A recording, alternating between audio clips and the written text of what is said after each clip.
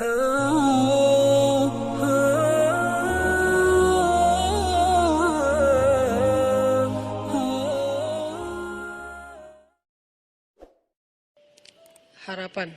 agar Allah Subhanahu wa Ta'ala selalu menjaga hati kita agar setiap saat kita bisa thiqah billah, bisa percaya dan yakin kepada Allah.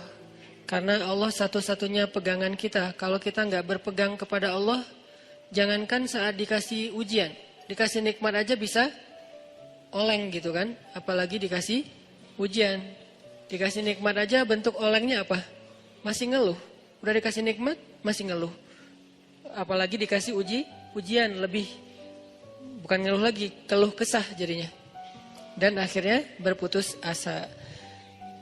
Orang yang Allah jaga hatinya dalam keadaan senang dan susah, salah satu contohnya adalah orang yang yunfiquna fis sarra'i wad dharra, orang yang bisa tetap beramal soleh, tetap berinfak, bisa tetap bantu orang bahkan ketika dia dalam keadaan dharra, dalam keadaan susah. Yang kadang-kadang ngebantu orang itu beresiko buat dia sendiri. Dia sendiri lagi butuh bantuan, tapi dia juga malah bantu orang lain. Selama yang dia lakuin ini tidak menzalimi hak orang-orang yang menjadi tanggungannya. Ini penting catatannya di sini nih. Jangan sampai kita menjadikan narasi ini sebagai dalil bantu orang walaupun kita dalam keadaan butuh. Kalau kita sendiri sih nggak masalah. Tapi kalau yang butuh ini adalah keluarga, maka kita harus bermusyawarah dengan keluarga kita. Mereka punya hak untuk menentukan ya atau tidak. Kalaupun tidak, kita nggak boleh menjudge mereka tidak solehah. Misalnya seorang suami lagi punya hutang. Hutang itu kan tanggungan bersama kan?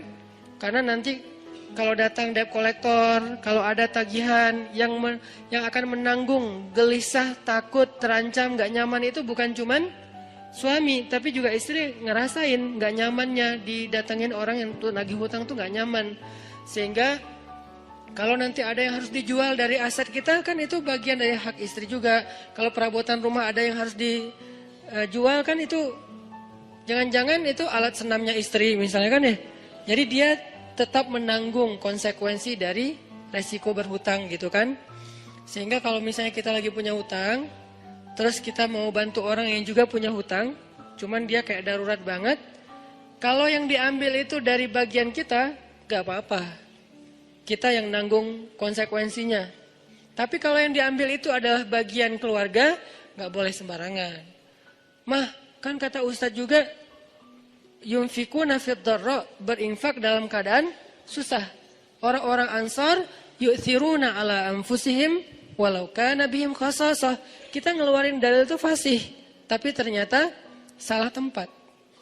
Dalilnya nggak diragukan kesahihannya, ayatnya jelas. Apa yang ada yang di surat Al-Baqarah, ada yang surat apa itu yang yu'thiruna ala anfusihim. Jadi artinya nggak salah dengan dalil, tapi kurang bijaksana. Kurang apa bijaksana teh? Kurang hikmah. Kurang hikmah, kurang wise, kurang bijaksana. Kenapa? Karena Abu Bakar As-Siddiq ketika beliau menginfakkan seluruh hartanya fi sabilillah, istrinya itu adalah siapa istrinya? Asma bintu Umais.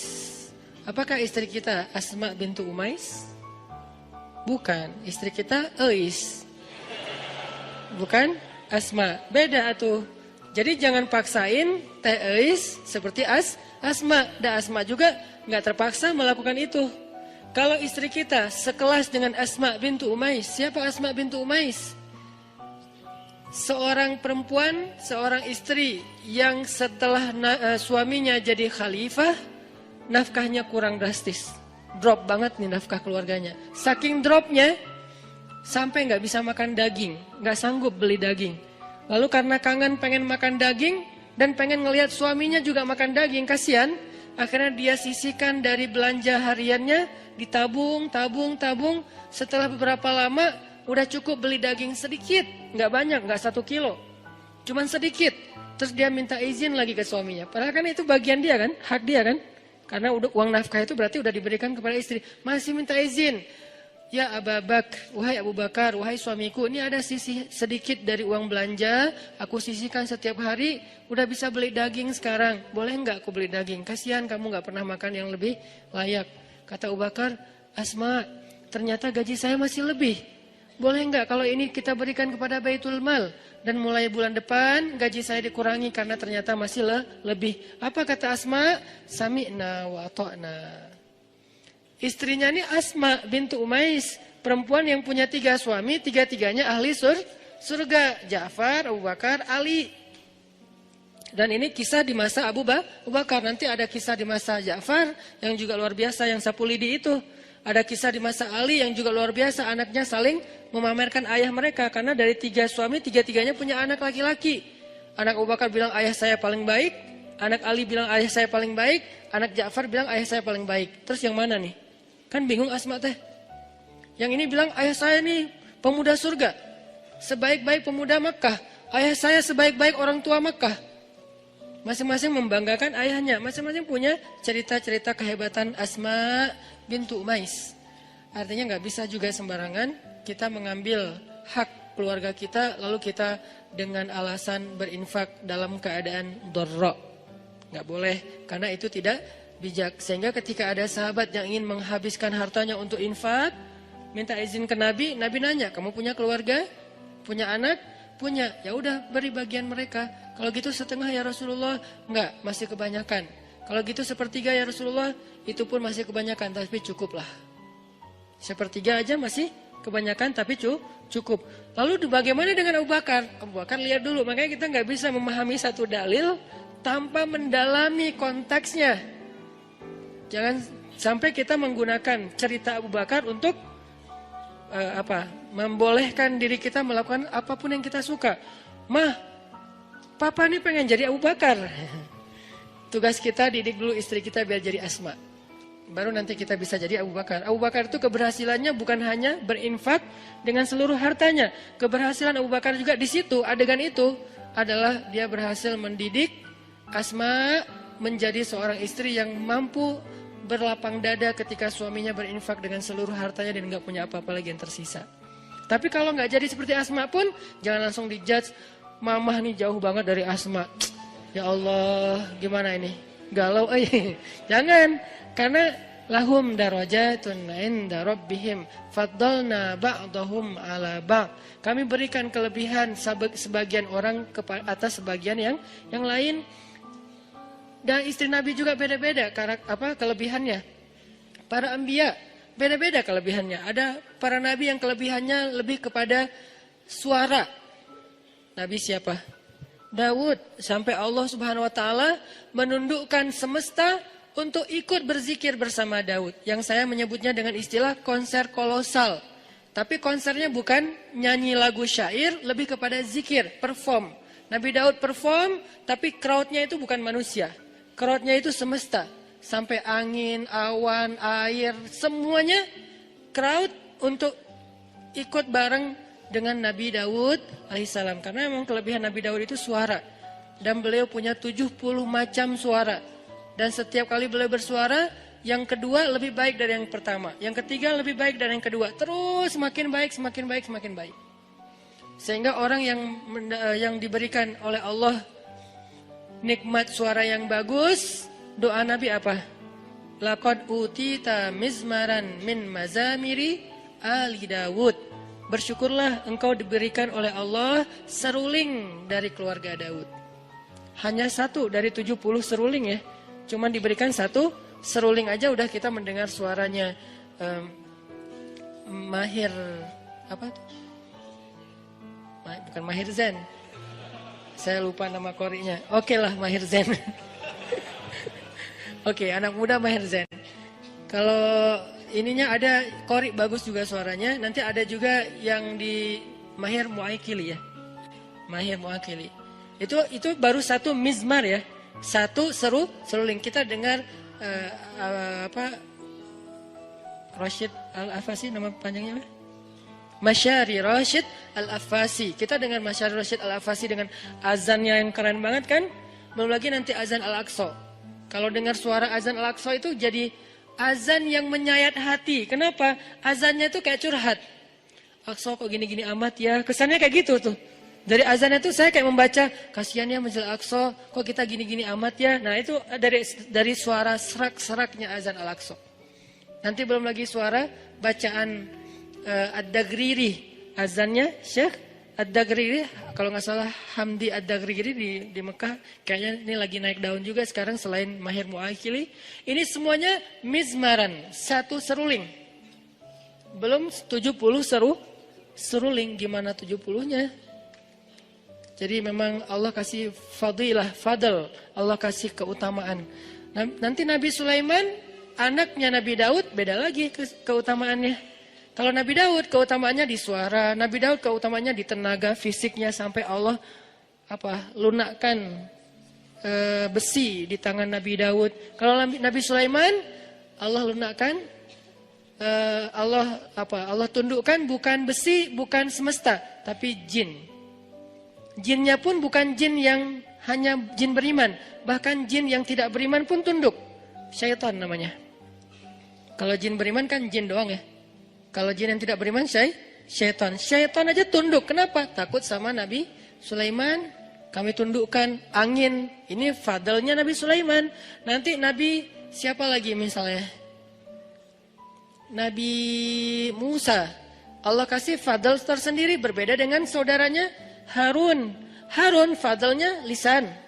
Musa fadlnya kegagahannya, kekuatan azamnya, kekuatan fisiknya.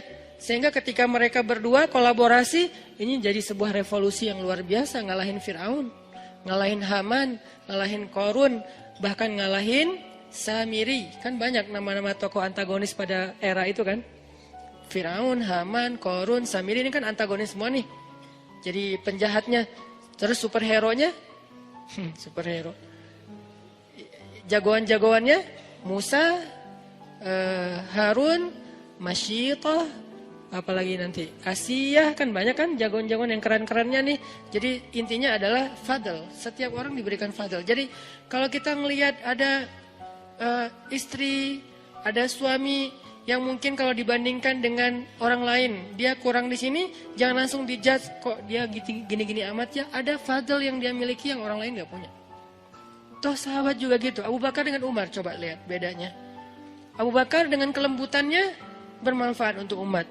Umar dengan ketegasannya, bukan tegas, bahkan kekerasannya juga bermanfaat untuk umat. Nanti ada Utsman dengan malu-malunya tetap bermanfaat juga buat umat. Sifat malu aja jadi kebaikan. Ali dengan sama sih pemalu, cuman beda adegan, beda cerita. Tapi sisi lainnya Ali dengan kesatrianya bermanfaat untuk umat. Intinya teman-teman gak boleh kita memaksa semua orang itu dengan satu model. Bahkan Allah sendiri mengatakan faddalna ba'dahum ala ba'. Kami berikan keutamaan sebagian atas sebagian yang lain. Bahkan Nabi Sulaiman alaihissalam ketika mau memindahkan singgasananya Ratu Balqis di Yaman, Nabi Sulaiman memberikan tender kepada para pengikutnya. Siapa yang mau memindahkan singgasana Balqis? Terus ada jin, Ifrit, bilang saya bisa pindahkan istana itu sebelum rapat ini bubar. Sebelum rapat ini bubar. Apa bahasa di Al-Quran? Dalam sebelum Anda bangkit, sebelum Sulaiman bangkit dari tempat duduk. Kata ulama tafsir artinya bukan seukuran berapa detik saya bangkit, bukan gitu. Menurut sebagian besar jumhur ulama tafsir, arti bangkit dari tempat duduk itu sebelum rapat beres, kurang lebih 1 jam. Karena waktu itu lagi ada kongres ya. Kongres di zaman Nabi Sulaiman, kumpulin semua yang pemimpin-pemimpin kabilah, yang ahli-ahli di segala bidang, prajurit, panglima-panglima militer, kongres besar. Salah satu agendanya adalah membahas tentang masalah kerajaan Saba dengan Ratu Balqisnya. Lalu Nabi Sulaiman nanya, siapa yang bisa membawa singgasana Balqis ke sini? Kata jin Ifrit, saya bisa bawa sebelum Anda bangkit. Artinya sebelum rapat usai, 1 jam kecepatan pesawat. Begitu beres rapat, udah ada singgasana di depan. Nabi Sulaiman bilang, ini kelamaan, ada yang bisa lebih cepat? Lalu berdirilah seorang hamba yang solih. Disebutkan gak namanya di ayat itu? Gak disebutkan. Kenapa? Bukan itu intinya. Yang Allah mau sampaikan kepada kita, banyak orang yang Allah berikan kelebihan tapi gak terkenal. Banyak orang yang Allah berikan kelebihan tapi dia mungkin nggak dalam segala hal. Dalam satu hal aja. Cuman bagian itu doang dia lebih. Bagian yang lain Nabi Sulaiman lebih. Sehingga dia mengatakan, saya bisa membawa istana Balkis dalam satu kedip mata. Kedip mata itu bukan dada, bukan. Menurut tafsir, makanya kita tetap harus baca tafsir. Menurut tafsir ulama, satu kedip mata itu durasi jarak antara orang yang datang di ujung jalan. Kan belum ketahuan tuh siapa yang datang. Mantan kita atau mantan teman kita. Itu siapa sih? Kayak asa kenal gitu kan ya. Nah, kira-kira dari ujung, atau gak usah ujung jalan deh, dari pintu masjid, di bawah tangga masjid. Itu kan belum jelas kan siapa kan? Sampai dia ada dengan jarak yang kita bisa kenal wajahnya. Kira-kira jalannya berapa menit? Kurang lebih 10 menit. Itulah waktu yang diminta oleh hamba yang soleh. Dari arti sekejap mata, dari pandangan yang gak jelas menjadi jelas. Musafir yang baru datang. Itu kafilah dagang siapa? Siapa orang yang paling depan? Siapa yang naik onta itu? Sampai jelas. Berarti dari awalnya kelihatan setitik orang sampai menjadi jelas kurang lebih 10 menit, setengah jam.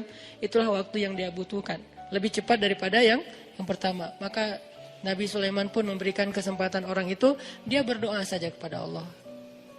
Bukan dia sakti mandraguna terus dia terbang bawain singgasana Balkis. Apaan nih? Kenapa nih? Enggak gitu sih. Itu mah dongeng ya. Dia hanya minta, ya Allah. Kenapa? Ini orang, nih pelajaran lain ya. Dia itu dikasih kesempatan oleh Allah Subhanahu wa taala, satu kesempatan berdoa. Dia itu dikasih satu kesempatan berdoa dan pasti Allah kabulkan. Dan kesempatan itu nggak pernah dia pakai kecuali saat itu. Ini sebagian ulama tafsir bilang kayak gini.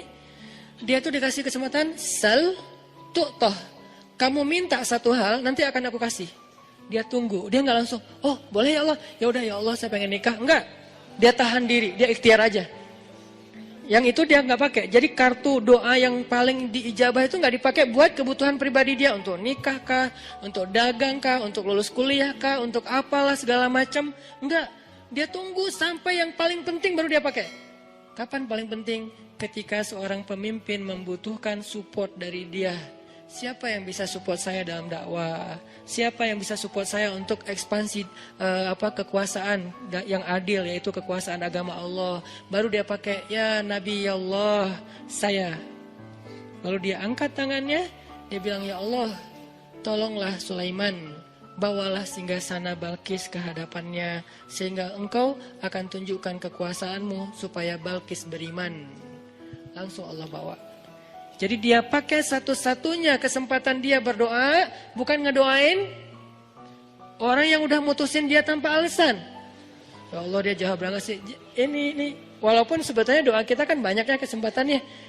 Ini artinya kalau sekali-kalinya kita dikasih kesempatan berdoa yang lain gak diijabah kecuali sekali, maka sebaik-baik orang yang menggunakan doa itu adalah untuk mendoakan kepemimpinan atau diberikan seorang pemimpin yang solih, pemimpin yang adil, pemimpin yang bisa menjadi khalifatullahi fil ard, menjadi wakil Allah di muka bumi. Arti wakil Allah itu menyebarkan agama Allah yang adil di muka bumi. Rahmatan lil alamin.